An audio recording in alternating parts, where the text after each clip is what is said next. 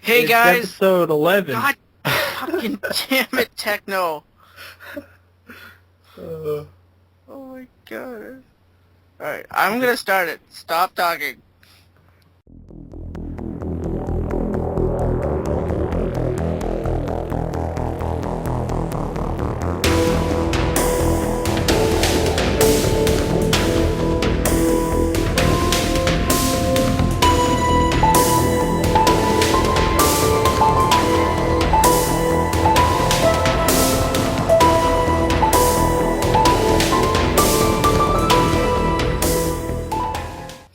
Hey guys, welcome back to another episode of the Press Start Podcast. This is episode 11, and I am one of your co-hosts, Quick Freeze 4, and I'm here with two wonderful co-hosts as well, Mr. Nostalgic Dan 1. How are you, Dan?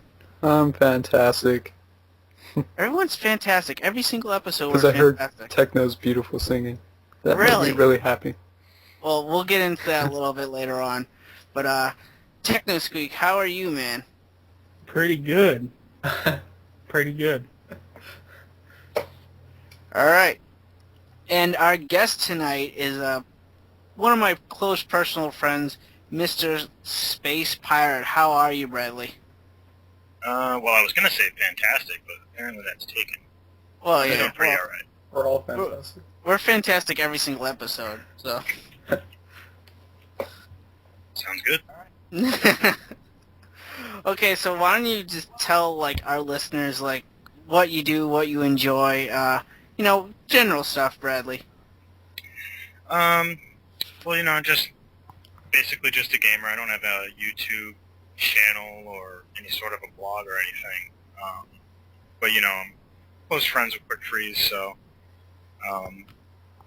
just figured, he's doing this podcast. I figured,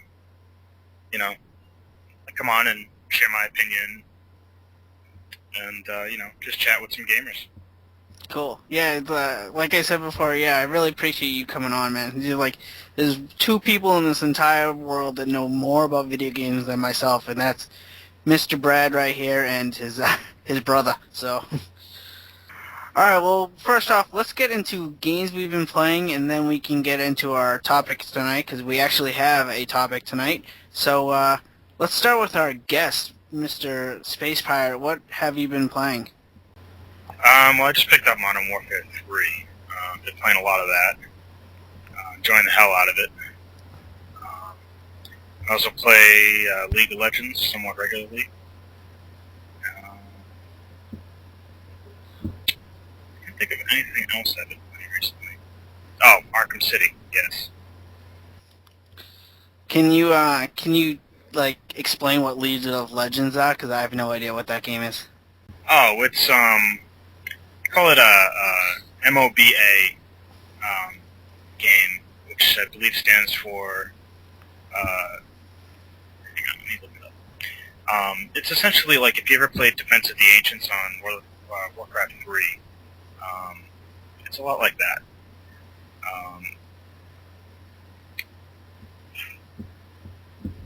Multiplayer online battle arena is technically what it's called. It's basically just a game where you have it's 5-on-5. You have a hero, and you each have a base. That base spawns minions, and the objective is to get past the enemy's towers and essentially just get into the enemy base and destroy their main nexus. The style of it is a lot like an RTS. Oh, okay, cool. And how is Modern Warfare? It's fantastic. Far improved over the last ones. I never really played Black Ops, but it's a lot better than Modern Warfare 2. A lot of improvements to the kill streaks and weapon balance and stuff like that. Now, are you playing through the campaign first, or did you go strictly multiplayer? Kind of switched it up every once in a while, but mainly I went through the campaign for a couple of hours first, and then kind of wind down the night with some multiplayer. And then once I beat the campaign, I basically just playing straight multiplayer, trying to level up, unlock more weapons, perks, and stuff like that. Cool. Yeah, I was actually talking with Dan a little bit earlier, and I know it's like a very popular game and stuff, but me personally, I'm gonna wait till it's like $20 because I'm really only interested in the campaign. And You'd probably wait a little while, but if you are interested in playing the campaign, I know Redbox has it. oh, okay. Yeah, that's really all. Sorry.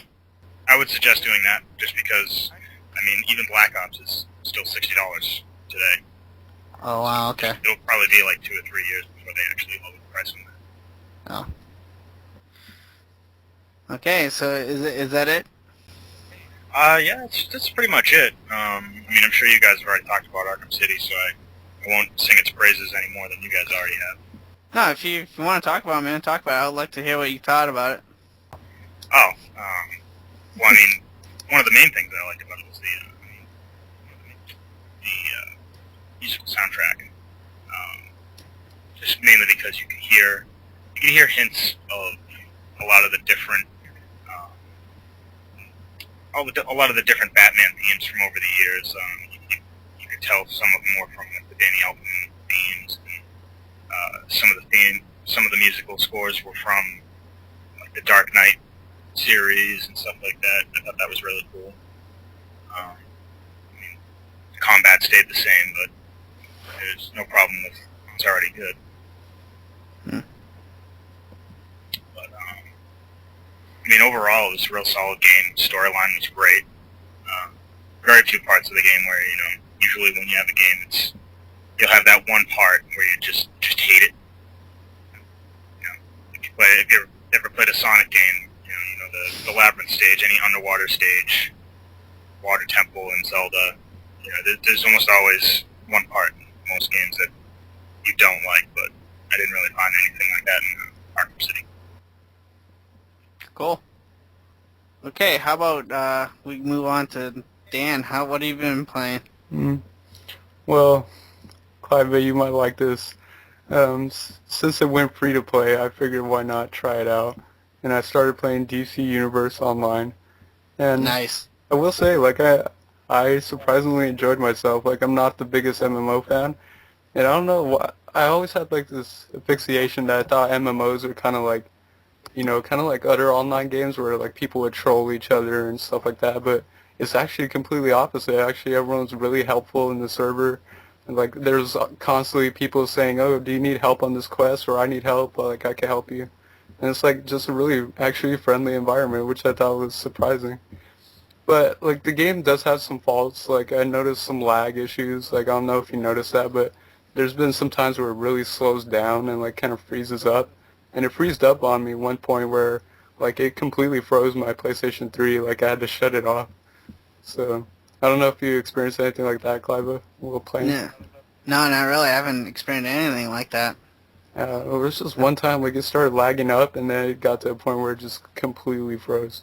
But it's a lot of fun. I like that you can go to, like, both cities, and, I've already defeated, like, I think I left off where I defeated Scarecrow because I chose Batman as my mentor. So I went Superman with mine. yeah, I just like Gotham. I thought Gotham was awesome and the villains. But it's a lot of fun. There's deep kind of character customization to like how you wanna play the game. Like you completely have freedom in that aspect, and it's a lot of fun. And I enjoyed it. I'll probably go back to it and play a little bit more here and there, but it's really enjoyable. And I finished up an RPG I've been playing for a while. And I will say, sadly, this game left me mixed on its, just based on its ending alone, it left me mixed, even though I was enjoying this game so much. And that is, I finally finished up Atelier Tutori on the PlayStation 3, and like I said, I was really enjoying myself until I got to the end. I don't know why, but it's got to be one of the worst endings in RPG history. I don't know why, but like, there's different endings, I guess. Okay, there's like 8 different endings. I think I got the bad ending, as they call it. And that's not what left me mad. The fact is, there's like this certain date, because it's based around dates, this RPG, and there's a certain date where you get to this point, and if you don't have, like, if you haven't found her mother, that's like the big objective in the game. If you haven't found her mother, it ends the game. Like, it just cuts off right there, and you can't do anything else. So, or you can restart from like years ago and lose about 20 hours. But the thing is, they never once tell you in the game that you need to save her mother before this date. So like they never say anything. So that's my suggestion. Like, it is still a good RPG. Just go into it knowing that you better have this game beat before like the 6th year or the 6th month. If you don't, then it's just gonna end the game for you, and you're gonna have to start over from a long time ago. But it's still a good RPG.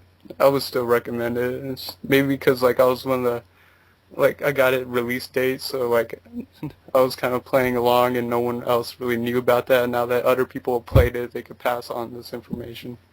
So just go into it knowing that. And I started playing a PSP game, that another new release title that I got, and that's Fate Extra, brought to us by Atheist Games. And essentially, it takes place in the Fate Stay Night universe, which is an anime. And it's one of the first Fate Stay Night universe type games to make it stateside.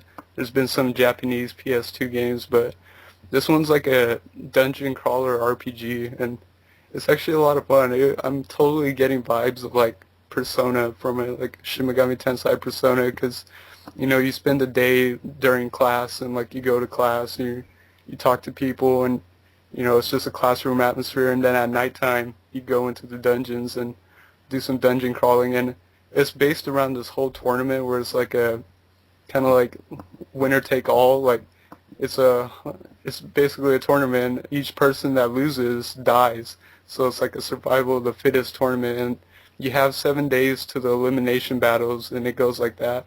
So there's certain items you need to find before the elimination battle to actually like compete. And I just finished up my first elimination battle, so I'm into the second round. And it's really enjoyable, really interesting. If you like dungeon crawler RPGs, I would suggest checking it out. And what else? I thought there was one more game, but can't seem to remember. I think that's it, actually. So, Clive, what have you been playing? Well, lately I've been playing basically a lot of time on my 3DS. I've been playing the Burger Time that was on the original Game Boy that I downloaded on the eShop.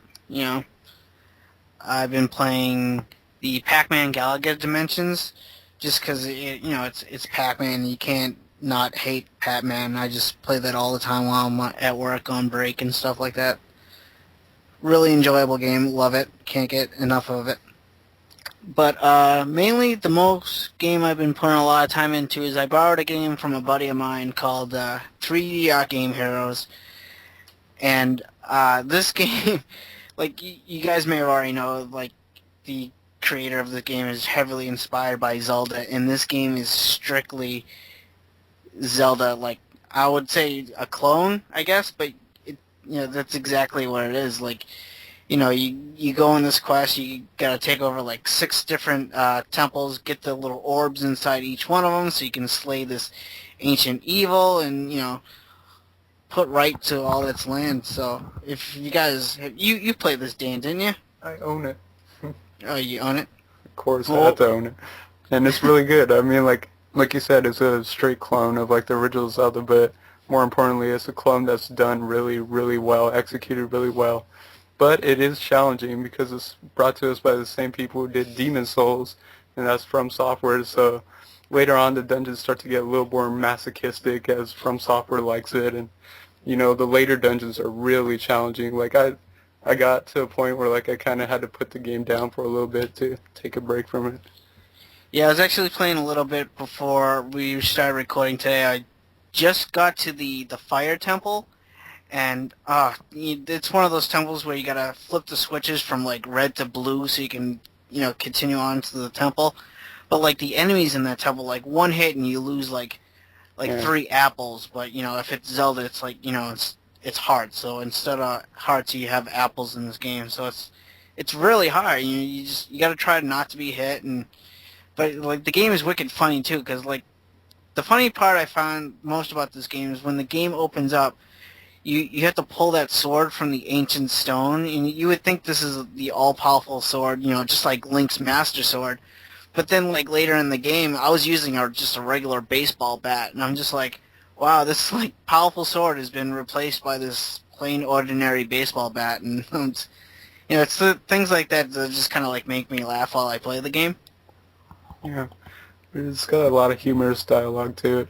And there's a lot of really fun little mini games like put in there in between. I don't know if you played any of those mini games. Yeah, I tried one that was kind of like a dash game where I had to like run around this course and try to beat the time within like 20 seconds or something like that. There's better ones. There's one that's like a clone of Breakout where you have to hit the ball back and forth. And then, oh, really? Yeah, and then there's another one. I can't remember. Oh, it's like a tower defense. There's like a tower defense minigame. So it's really cool. Yeah, okay, I haven't gotten to any of those, but I've just done the dashing one, but I've been liking the game a lot, so Mr. TechnoSqueek, what have you been playing, man? Well, I've been playing some Amped on Xbox, original Xbox, snowboarding game. Been playing Sonic Generations.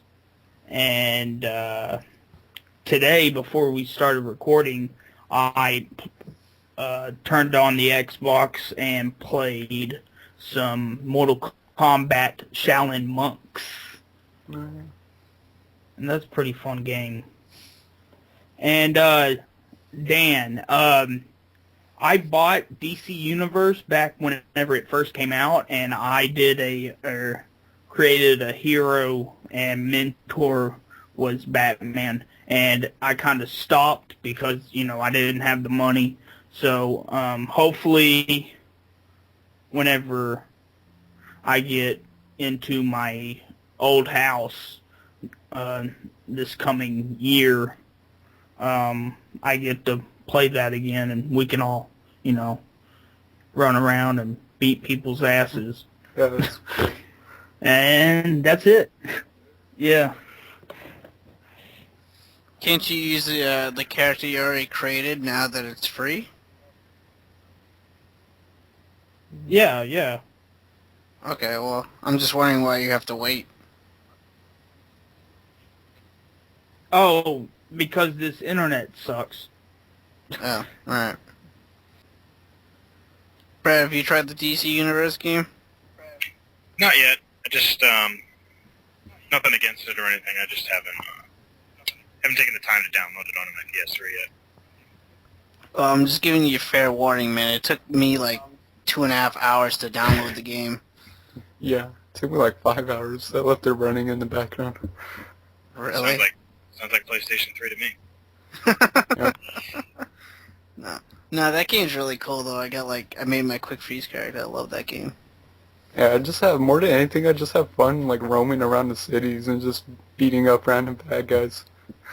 Yeah, you know what that game seems to me is? It's like I played a lot of MMOs and like I spent like entire days in front of the computer, but like the fact that this game is free on the console, it's like one of those games that like it's gonna like cure my boredom. It's not like I'm sitting around the house, I got nothing to do, and like this game gives me something to do. Just like I could play it for about 1, 2, maybe 3 hours, put it down, and come back to it. Like I think that's what I like most about it. It's just, it's not like you're paying for the game, so like you're kind of forced to play the game. Because you're not trying to get your money's worth since it's a free game. Why don't we get into gaming news and then we can get into our segment for tonight? Sounds good. So, yeah. Who wants to start off? Nintendo. I will, okay? Alright. Nintendo might bring 2D Zelda games back in 3D. Ocarina of Time may not be the only Zelda game to see brought back to life on the 3DS. Miyamoto has been thinking about bringing some older games to the handheld as well. With an interview with Games Radar, Zelda's boss E.G. I don't know how to pronounce that. Onanuma said, quote, well, actually, even Mr. Miyamoto himself has been talking recently about going back to the 2D Zelda games, in particular the ones that were designed with multiple levels to the world, like A Link to the Past, and taking those 2D graphics and recreating them in 3D. So you get a sense of the depth of those worlds, unquote. Quote, that's something that might be interesting to do, so I would say there is a possibility of something like that in the future, unquote. So yeah, it doesn't mean that they're gonna make it like 3D with, polygons. It's just, 3D as in,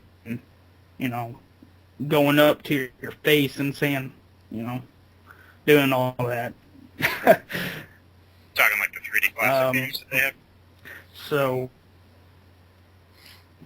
yeah, sort of. But I think it'd be, it would look better than just that. I've heard, I think, Clive, didn't you say or no, it was Games of War that said Star Fox 64 3D was like one of the best looking 3D games on the 3DS. Yeah, that was. And that was I think that's what they're gonna do with it. Yeah. So yeah. So next news story. The Simpsons arcade game might be coming to Xbox Live Arcade and PSN. They sadly it never came to consoles back in the day. But the Australian classification board has let slip a rating that heavily points toward a release. It lacks system or release information, but the sudden appearance of the rating, as well as the name developer, is solid evidence. And the developer will be Backbone Entertainment. Many people know them for their digital Sega ports. Like, I believe they did all the ports for the Sega or Sonic's Ultimate Genesis collection, and the Sega games on Xbox Live Arcade, like Sonic 1, 2, and 3, and Knuckles, and games like that. While Konami will be publishing it, presumably it will be for both PlayStation Network and Xbox Live Arcade, but Konami is remaining tight-lipped. So hopefully this happens, because I played the living crap out of this game back in arcades. What about you guys? Yeah, I played it before in arcades. Yeah, that game is wicked fun, dude. Yeah. It's one of my favorite arcade games of all time. Yeah. Do you, they didn't mention like a price or anything? Probably 800 points. No, it just, it's still a rumor. It's, it's likely, but, okay. Since they've seen that there's, the Australian classification board slipped a rating and the developer. So, so hopefully we get it. Because I'd like to have it on my PS3 or 360. Yeah, me too. I got the X-Men one. Play it on PC. Oh yeah. Yeah, I got the X-Men one and I love it. So having the Simpsons one, that'll be awesome, because I've never actually beaten that game in the arcade. Yeah. All right. So, anyone fans of Jack and Daxter? Nope. I still need to play it. Oh my God. God. First two. Well, you'll... Good. Dude, the third one's great. I have the third one. But Dan, you'll be able to play all of them because they're getting HD trilogy collection for the PS3. And whenever I saw this, I said 2 words: fuck yes.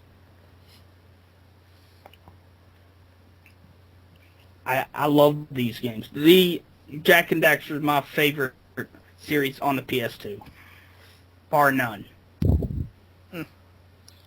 Yeah, I got the first one for the PlayStation 2, and I got Daxter for the PSP, but honestly, they never really held my attention more than like a half an hour. Yeah, I got Jack's 3. Got it for free. So, no, but that's cool, man. If you're like you're a fan of no, that's cool. If you're a fan of the series, then awesome. Yeah. Or if you haven't played any, it's a good way to get into it. Yep. So that is all my news. What about you, Dan? Okay. The first piece of news I have is regarding Black Friday, and there's been a leak of Walmart's Black Friday ads, and there's a lot of good deals here, but the most interesting thing is on Black Friday, Walmart's supposed to sell a limited edition blue Nintendo Wii, and the Wiis are going to cost only $100 on Black Friday. But it's like a powder blue.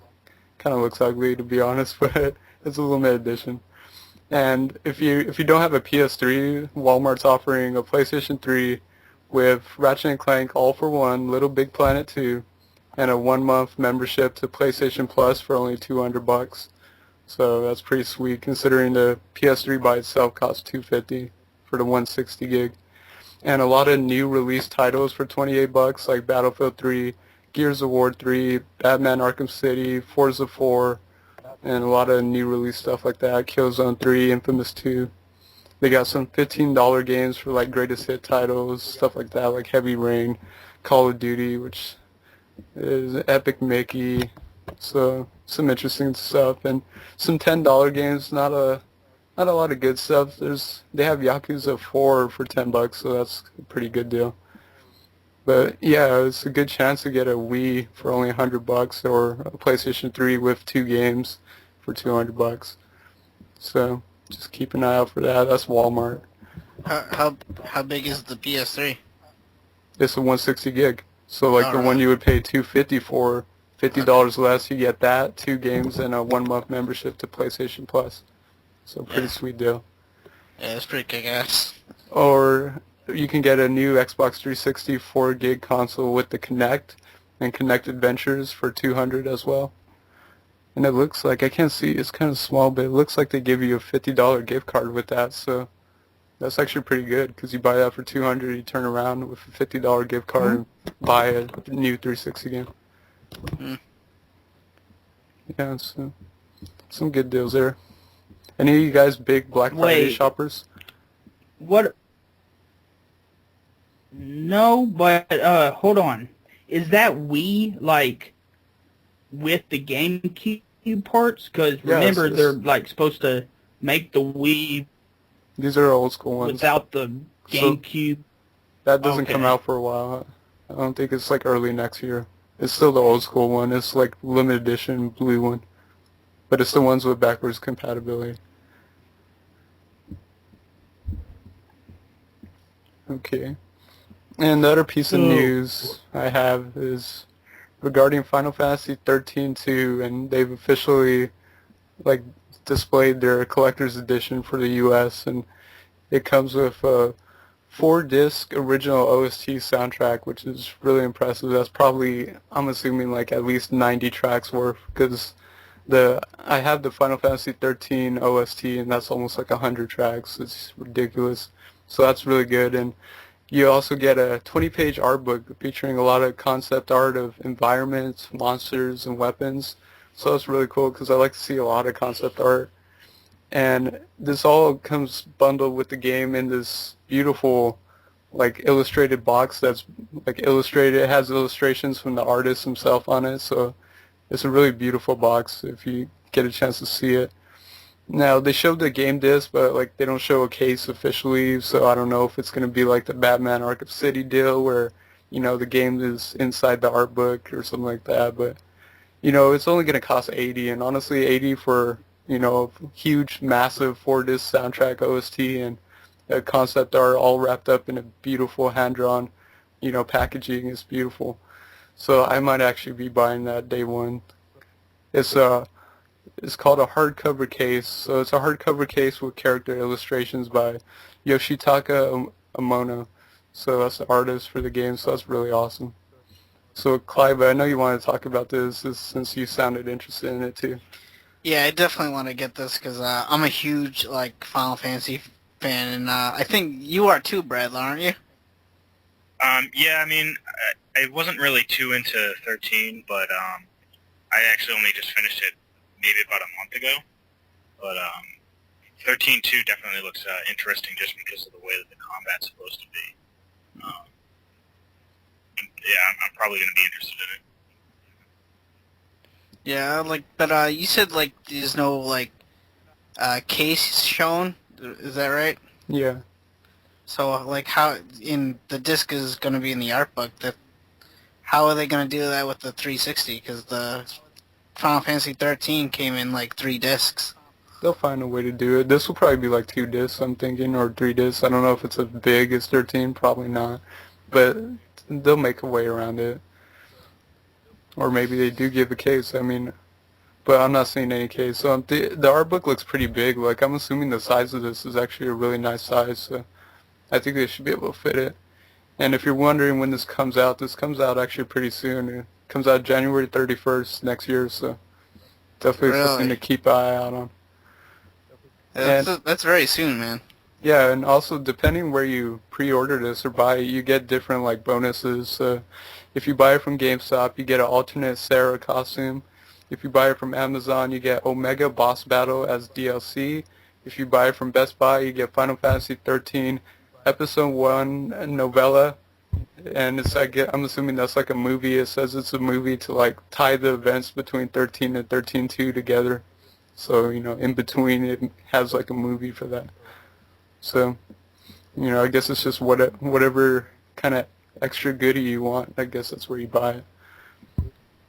But yeah, I'm definitely excited for that. Yeah, I think that's a day one purchase for me. I'll definitely get that collector's edition. So. Yeah, that's it for my news. Alright, so our topic tonight, guys, is just the games we've been, they're going to be released for the holiday season. We're just going to talk about, certain ones we're kind of looking forward to and some ones we might pass on. So, let's start with our guest, and what games are you looking forward to this holiday season, man? Well, the main one that I'm looking forward to is definitely Super Mario Land 3D. Just 3 days. Game. Yeah. 3 days. Unfortunately, I won't be able to buy it immediately, but I'll get it eventually. Same here. At the end of the year. But, let's see, other than that, of course, Mario Kart 3D. I can't really think of any other games that are actually coming out this year besides those 2 3DS games that I can think of.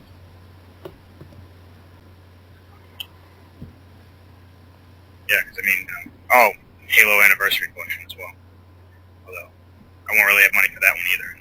Now that I already have Modern Warfare 3, that kind of takes the spot of my shooter for the year. I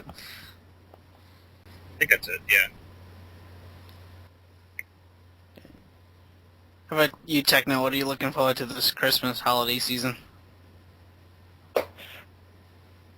Well, I only asked for 4 games for Christmas, and that would be Gears of War 3. I didn't buy it whenever it came out because I was like, I can wait. And Super Mario 3D or Super Mario Land 3D, Mario Kart 7, and Rayman Origins. Yes. Surprisingly, I watched Screw Attack's out of the box on it, and it looked amazing. It's, to put it simply, it looks like new Super Mario Brothers in Rayman. Yeah. Rayman's world, because you can play with 4 players, and it's not, 4 Raymans. It's like, I don't know the characters in the Rayman universe at all. I just know Rayman. But yeah, it looked really colorful, and it's, it's gonna be good. I can already tell by just watching them play it. It's gonna be good. If you like platformers, you need to buy that game. It actually got So, yeah. 9.5 from But that's IGN. pretty much it. Because I think IGN reviewed Really? a bunch of games. Really? Yeah, they gave it like a 9.5. Yeah, I'm looking at G4's website. They gave it a 4 out of 5. Yeah, so it's a lot of praise for it, because I was a little bit worried about it, but like I wasn't sure how it would turn out, but I'm actually really excited for that game too. Anything else, Techno? Yeah, that's pretty. I can't think of anything else unless it comes out, almost Christmas time. Then, but yeah, that's pretty much it. Sounds good. How about you, Dan? What are you looking forward to? I mean, you guys kind of answered it, like with a lot of them, Super Mario 3D Land, Mario Kart 7, and Techno mentioned it, Rayman Origins. But I'd also, I'm a big racing fan, and I definitely want to check out Need for Speed The Run. That looks really interesting. I just think the concept's really interesting of racing across the country and the different environments you're gonna experience. And it seems to be, it's running on the Frostbite 2 engine, so it looks beautiful, and it seems to be more like Hot Pursuit, which is also a good game, so I'm actually pretty excited about that. I'm a big racing fan. And after Christmas, definitely Final Fantasy 13 too, in that collector's edition. Really excited for that. But that's pretty much it. You guys pretty much answered. What about you, Clive? Well, again, you guys already said I'm really looking forward to Mario 3D Land, Mario Kart 7. I will be picking up the Halo Anniversary Collection on the 15th, which is actually the same day as that Rayman Origins you guys are talking about. There's a lot of games coming out on that day. I know Ultimate Marvel vs. Capcom 3 is coming out on that day. But I'm not really going to pick that one up on day one. I might wait on that one. And of course, I'm looking forward to the Zelda Skyward Sword. You guys getting that at all? I'll get it somewhere down. Yeah, I'll probably or can we even pre-order it still? It's not out yet, so I'm assuming yeah. Yeah, you should be able to pre-order it. To be honest, I still haven't beat Twilight Princess on the Wii, so I don't know why. I just stopped all of a sudden. I lost interest. And I know it's a good game, but something about these 3D Zelda games, they never seem to hold me for that long. I seem to lose interest after a while, and I seem to lose interest pretty close to the end. So I should go back and finish them off. Twilight Princess was the first Wii game I ever played and beat. Yeah. I don't remember what my first Wii game I beat was. How about you, Brad? Are you gonna get Zelda? Well, I think my brother's going to get it anyway, so I probably won't have to bother. I'll just wait until he's finished with it. Oh, okay. Play it after that. That's cool. See, what else are we kind of looking forward to? Of course, Final Fantasy 13 2. Now that it's getting a cool collector's edition, I'm definitely getting that after the holiday. But yeah, that's pretty much it. Just Mario 3D Land, Mario Kart, Halo, and Zelda. Really, that's the only ones I'm looking forward to. Like other ones, I'll probably just get when they're like cheaper, just Marvel vs. Capcom 3. I'm trying to think here. Oh, Sonic Generations I want. What about Skyrim? Any of you guys picking up Skyrim? Which is being released either, well, probably released right now for some of you guys, but over here we still have to wait on the West Coast. No, well, the thing with Skyrim is like, I picked up the Game of the Year edition of Oblivion, and I couldn't play that game for more than like maybe like 3 hours. I was just kind of bored with it, so I'm kind of afraid of Skyrim.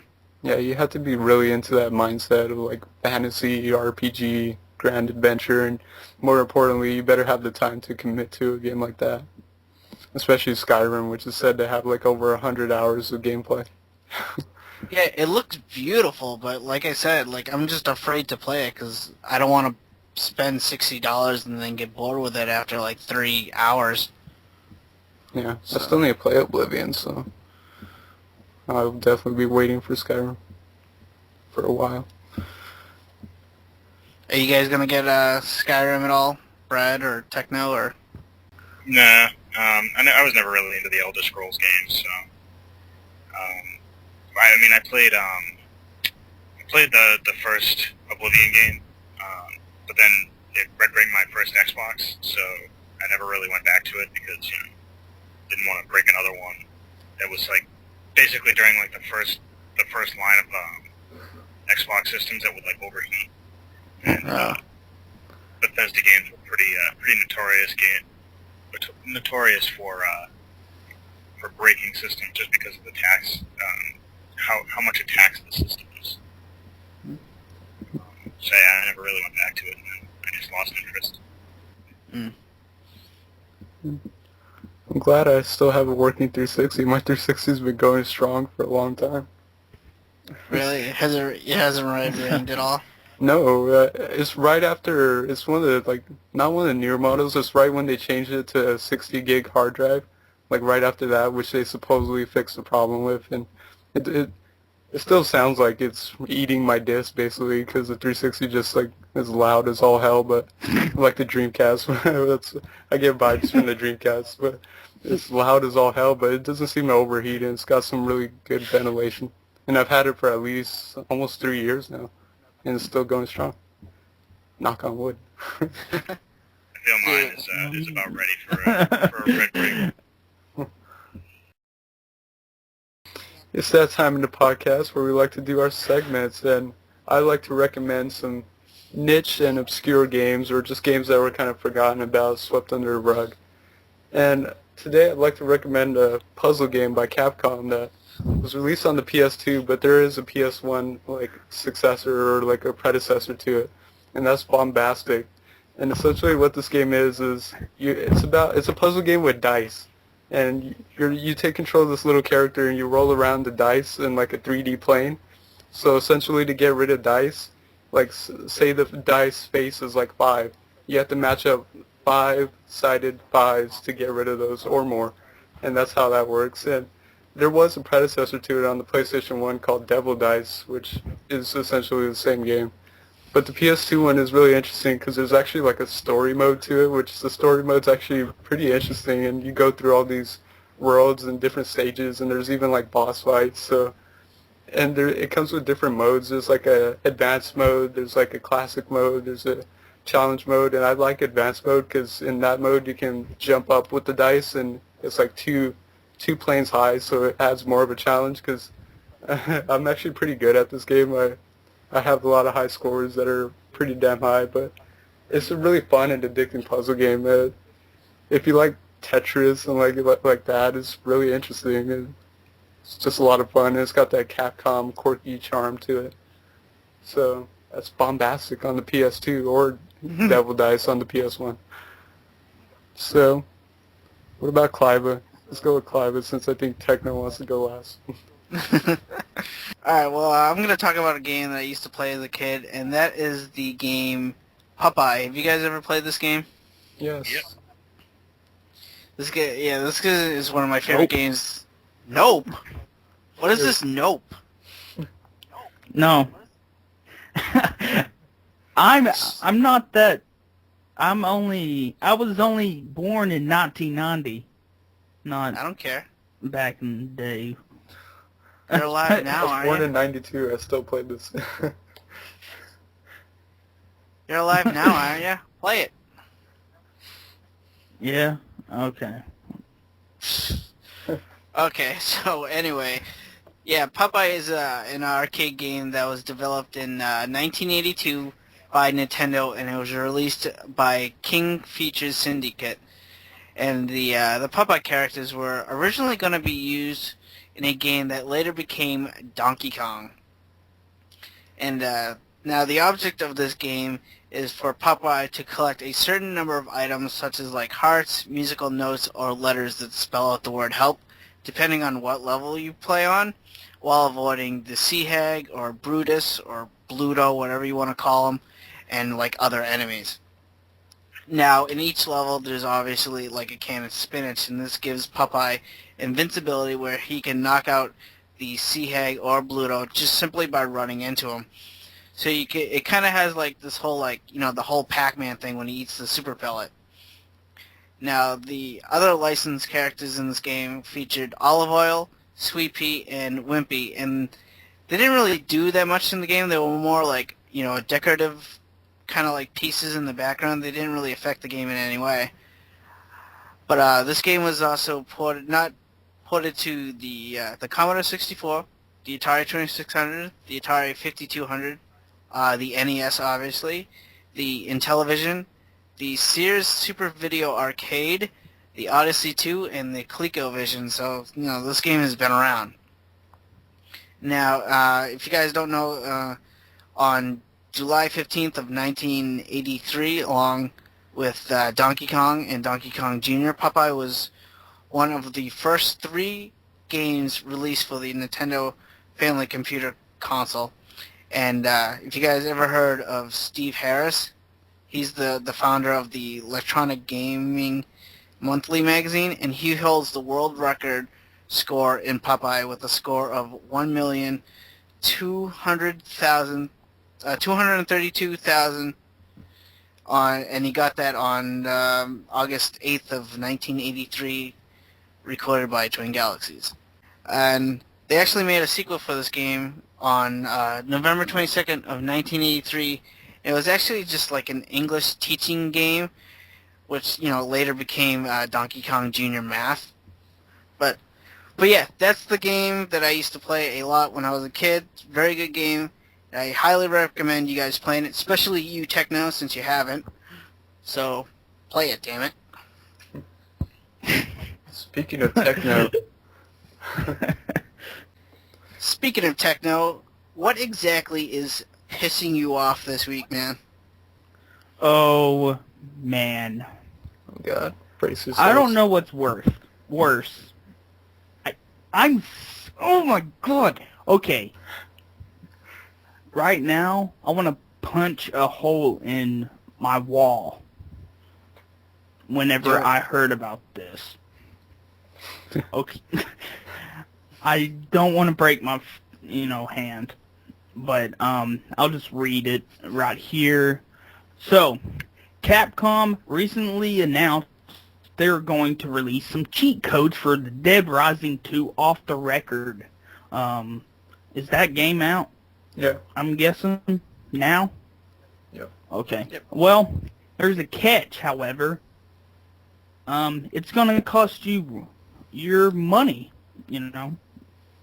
And the damn cheat codes is it's DLC. It's going to be called Game Breaker. It'll contain over a dozen of cheats ranging from God mode, dumber zombies, and infinite durability of your weapons. There's no word yet on how much it's going to cost you, but if you have to purchase cheat codes to use them, do you even care? I don't.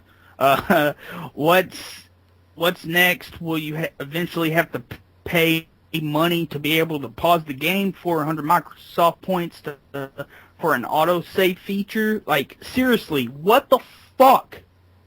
I'm so pissed of Capcom. They used to be like number one, like third party company around back in the day, and now they went down the fucking shitter.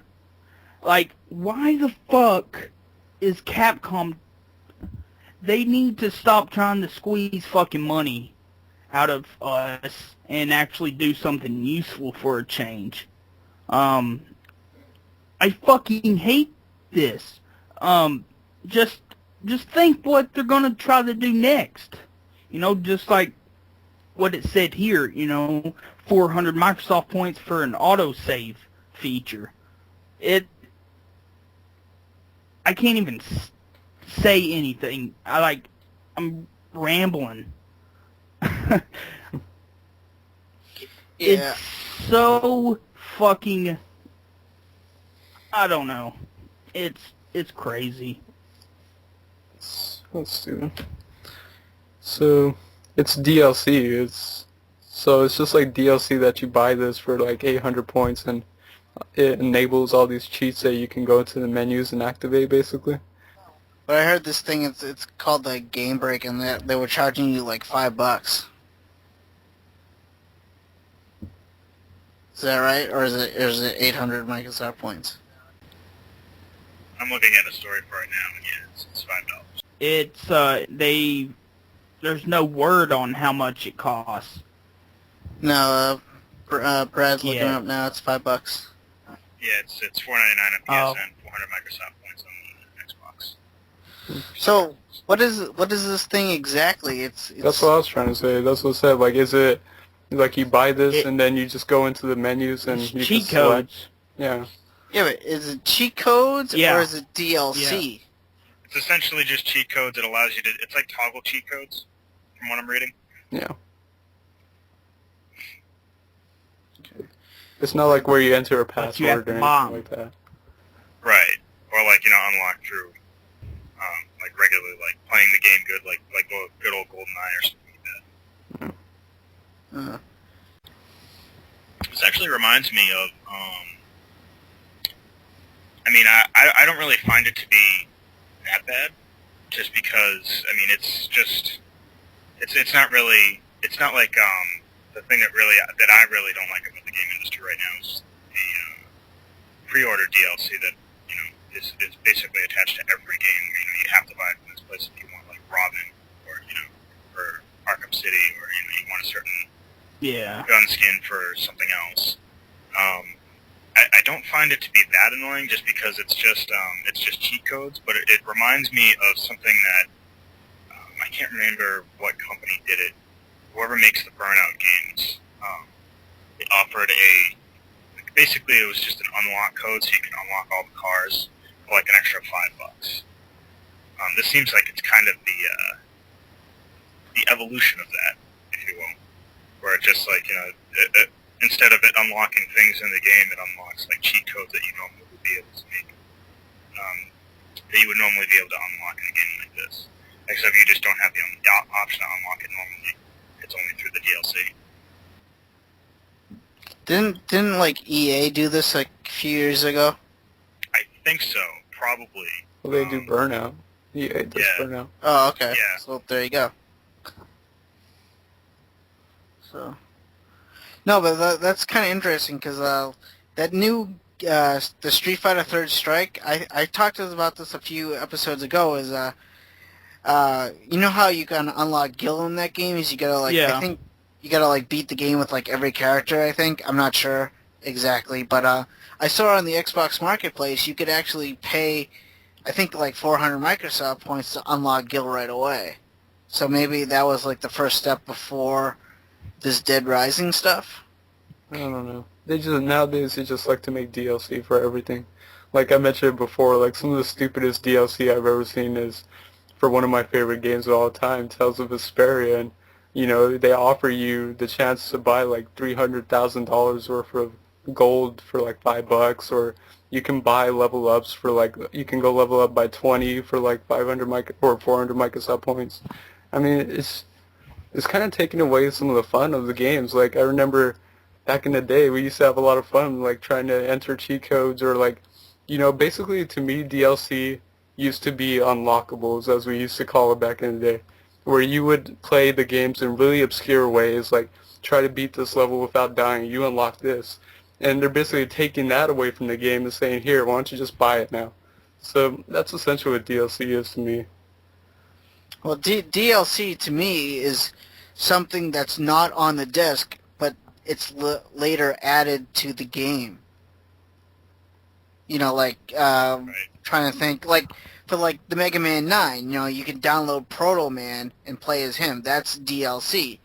But if trying to say like that Gil character, like he's in the game, like you can unlock him by beating the game with every character. Or you could pay this 400 Microsoft points to unlock him right away. That's not DLC because he's already included in the game. You're just paying for the key to unlock the thing. So like essentially, but still, even like that stuff's supposed to be in the game in the first place. That's what I'm saying. They just want money basically, and they just want you to buy it because that's what I'm saying. Like Mega Man, they could have just easily put him in there and say, hey, if you beat this game without dying or something, you unlock them. And that's how it kind of used to be back in the day. You used to unlock secret stuff by doing certain things in the game, and now they're taking that away and saying you can just buy it, keeping it separate from the game and saying buy it now. Companies want money. Yeah, they could do that, but like I said, I don't think Proto Man was originally in that game, though. I think he came later. But yeah. I get what you're saying. Just in that in general, but yeah, it was like DLC, sometimes they use it to like later on add content to the game that like later on down the road, say a game's been out for a year and people want DLC for it, they might create like Heavy Rain example. Heavy Rain, they're creating DLC like because the guy didn't want to make a sequel to it, but they're making DLC to extend the game. Stuff like that's cool. Yeah. Yeah, I have a friend that is really into the Fallout series, and he's been getting all the DLC for that, and I know that game's been out a long time, too. That's what I consider DLC. Yeah. But like, the stuff that's already, like, in the game, I don't, like, for Batman Arkham City, I'm pretty sure that Catwoman stuff is already on the disc. It is. Yeah. It insists on me buying it whenever I open up my game, because, or your game, technically, Bob. See, that to me is not DLC because it's on the disc. You're basically paying to unlock that. So, but that's my opinion. So, I don't know. DLC is weird. Eventually, they're going to push it to a certain point. Developers are going to push it to that certain point that people just won't pay for it. You know what I mean? But a lot of people like to use the phrase "speak with your wallet."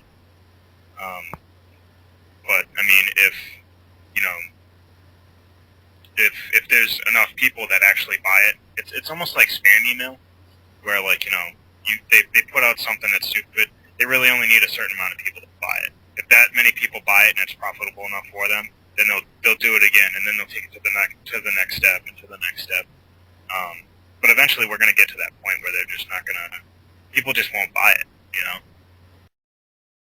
All right. This is the part of the podcast where we answer listener questions, and I got quite a few of them. I got 4 of them, I think. All right.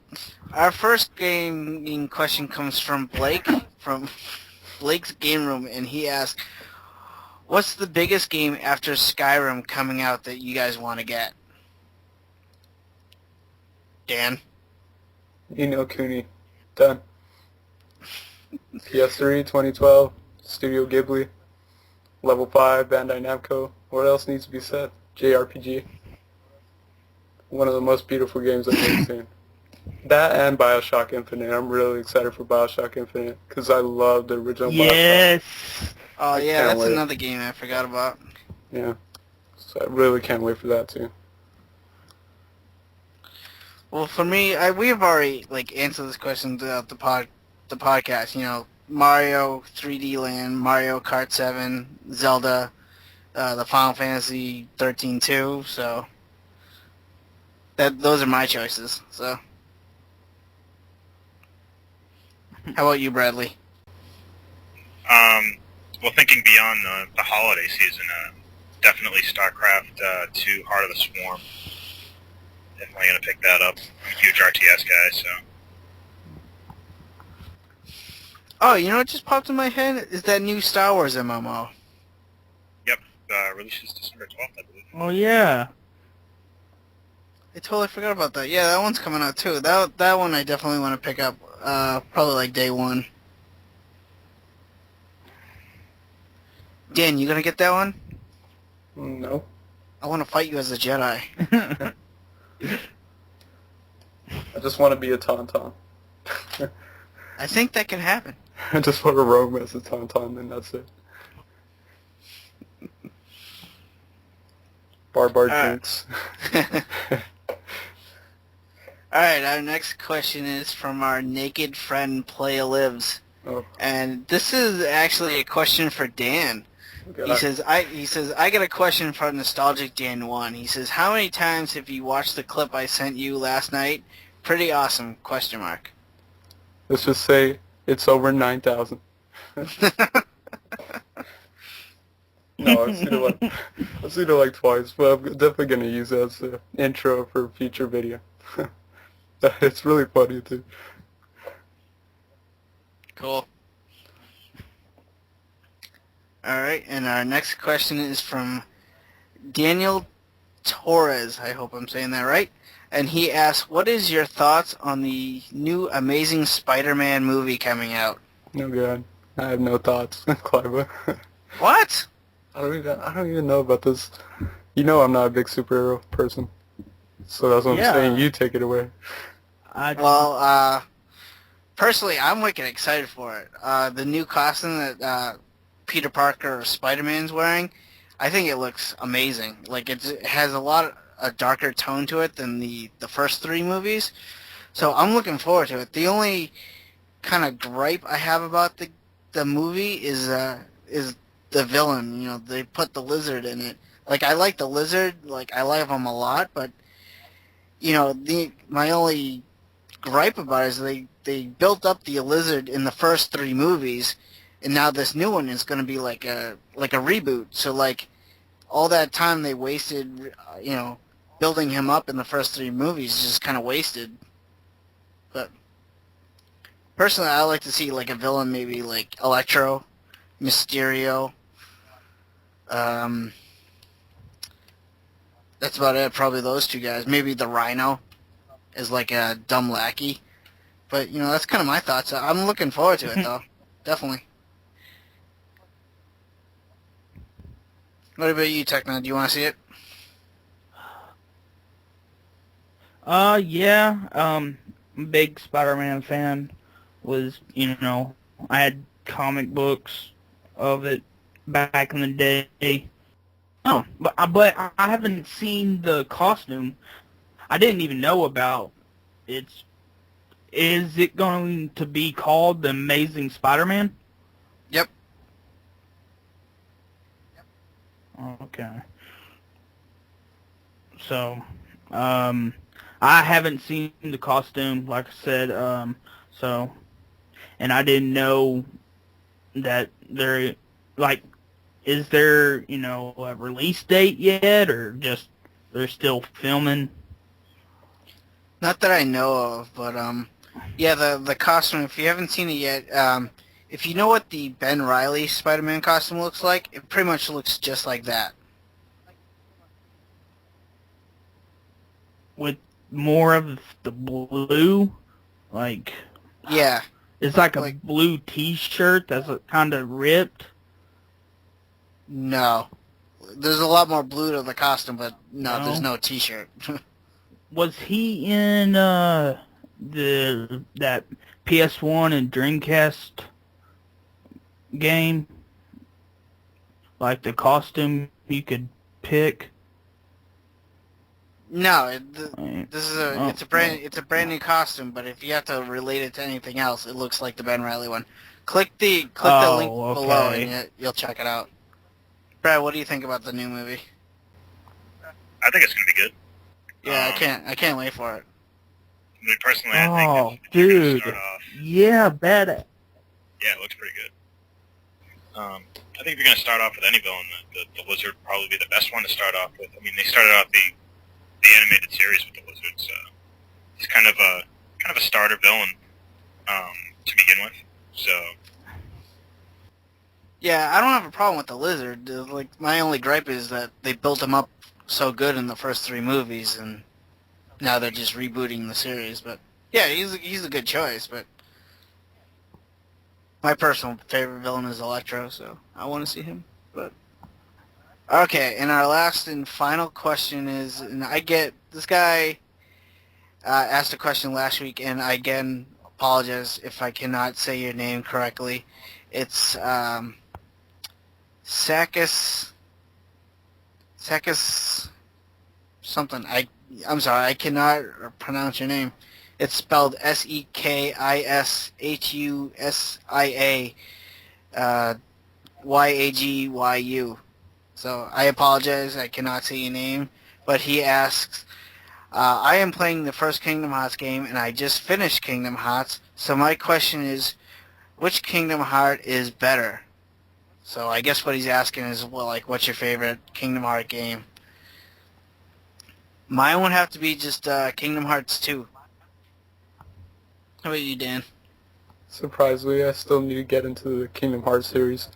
I don't know what it is about them. Like, maybe it's like that Disney. I'm playing a lot of good RPGs, but maybe it's just that Disney atmosphere that always turned me away. That, like, when I was a teenager, I thought they were like kind of childish games or something. But I want to get into them since they're actually really affordable RPGs. They're pretty cheap to pick up. No, yeah, they're really good games. I recommend you get into them, especially since you're into RPGs more than anyone else here. Yeah, but I know some people are kind of mixed on the Kingdom Hearts series. That's what I'm a little worried about. But I'll definitely try them out. Brad, what is your favorite Kingdom Hearts game? it's kind of a difficult toss-up between Kingdom Hearts 2 and the new Birth by Sleep that they came out with on the PSP. I haven't played all of them. I think I might have.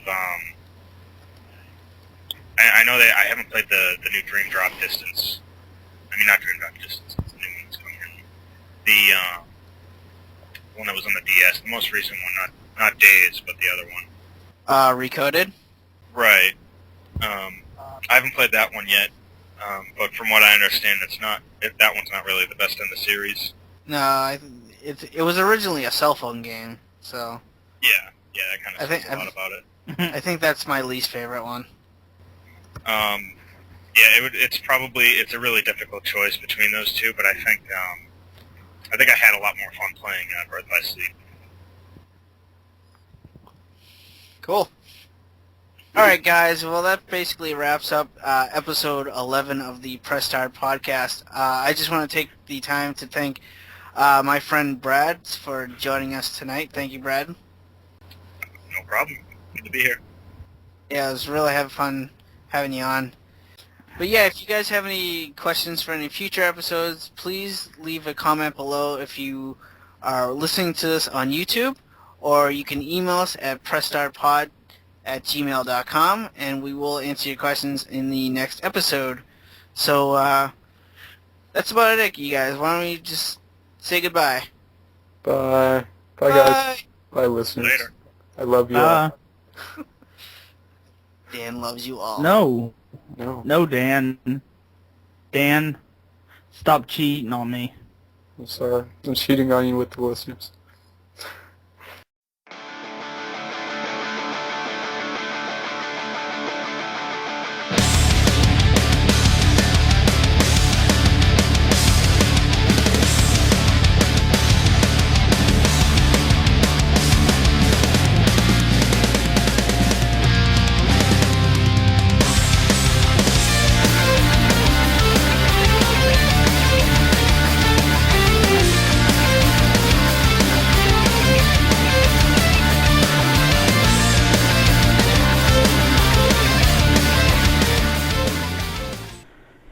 It's question time. Come on, ask away. Let's hear what you have to say with TechnoSqueek and Quick Freeze and Nostalgic Dan. The fun will never end. It's question time.